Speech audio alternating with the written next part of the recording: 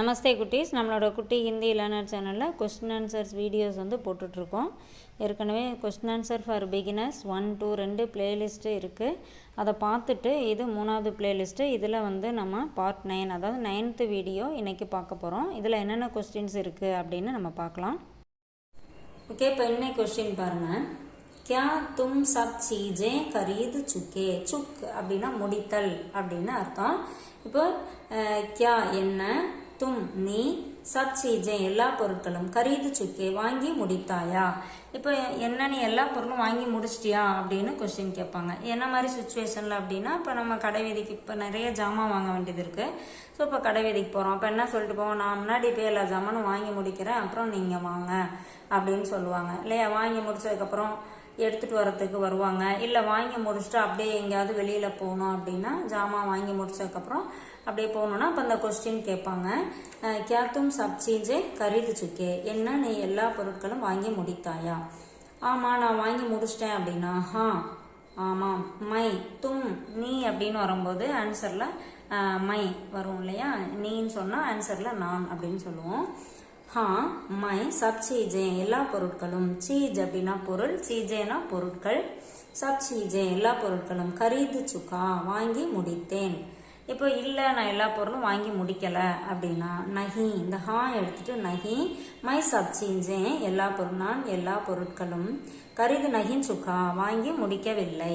இப்போ இதே ஒரு பொண்ணு ஆன்சர் பண்ணுற மாதிரி இருந்தால் क्या तुम सब चीजें खरीद चुकी அப்படின்னா நஹி மை சப் சீஜே கரீது நஹி சுக்கி வரணும். சுக்கா எடுத்துட்டு சுக்கி வரணும். அடுத்த கொஸ்டின் பாருங்க. क्या மா खाना बना चुकी?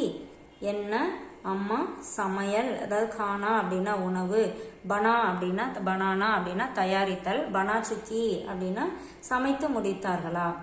என்ன அம்மா சமையல் செய்து முடிச்சிட்டாங்களா அப்படின்னு கொஸ்டின் கேட்பேன். இப்போ காலையில் எல்லாரும் வேலையை கிளம்பிட்டு இருப்போம். இல்லை எங்கேயாவது இப்போ அம்மா வந்து கோயிலுக்கு எங்கேயாவது போகணுன்னு பிளான் பண்ணியிருக்காங்க. அப்போ வந்து பக்கத்தில் யாராவது வந்து கேட்பாங்க, என்ன அம்மா சமையல் செஞ்சு முடிச்சிட்டாங்களா அப்படின்னு கேட்பாங்க இல்லையா. அப்போ வந்து क्या மா खाना बना चुकी? என்ன அம்மா சமையல் செய்து முடித்தாரா. ஹா மா खाना बना चुकी ஆமா அம்மா சமையல் செய்து முடித்தார். ஆமா அம்மா சமைச்சு முடிச்சிட்டாங்க அப்படின்னு நம்ம பேச்சு வழக்கில் சொல்லுவோம். இல்லை அப்படின்னா நஹி மா खाना நஹி பனா சுக்கி. ஹா அப்படின்னா ஆமா, நஹி அந்த ஹா தூக்கிட்டு நஹின்னு போட்டோம்னா இல்லை அப்படின்னு அர்த்தம். மா खाना நஹி பனா சுக்கி இல்லை அம்மா சமையல் செய்து முடிக்கவில்லை.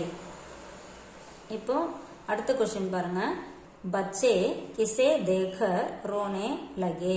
பச்சா அப்படின்னா குழந்தை, பச்சேனா குழந்தைகள், கிசே தேக்கர் கிசே எதை பார்த்து, தேக்கர் பார்த்து, கிசே தேக்கர் எதை பார்த்து, ரோனே லகே அழ தொடங்கினார்கள். லக் அப்படின்னா தொடங்குதல், சுக் அப்படின்னா முடித்தல், லக் அப்படின்னா தொடங்குதல்.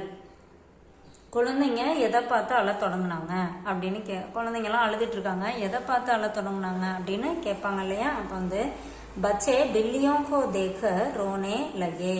குழந்தைகள் பூனைகளை பார்த்து, பில்லியோं को देखकर பூனைகளை பார்த்து, ரோனே லகே அழ தொடங்கினார்கள்.